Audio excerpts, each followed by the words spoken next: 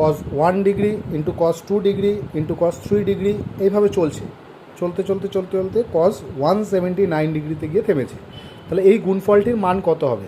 এখানে দেখো চারটে অপশান দেওয়া আছে।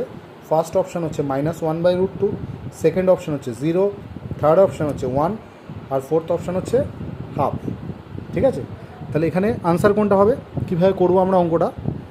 দেখো cos 1 degree into cos 2 degree into cos 3 degree এইভাবে চলছে, চলতে চলতে চলতে চলতে একসময় কজ এটা 90 ডিগ্রি আসবে, আবার কজ 91 ডিগ্রি 92 ডিগ্রি এইভাবে চলতে চলতে চলতে চলতে থামবে গিয়ে কজ 179 ডিগ্রিতে গিয়ে।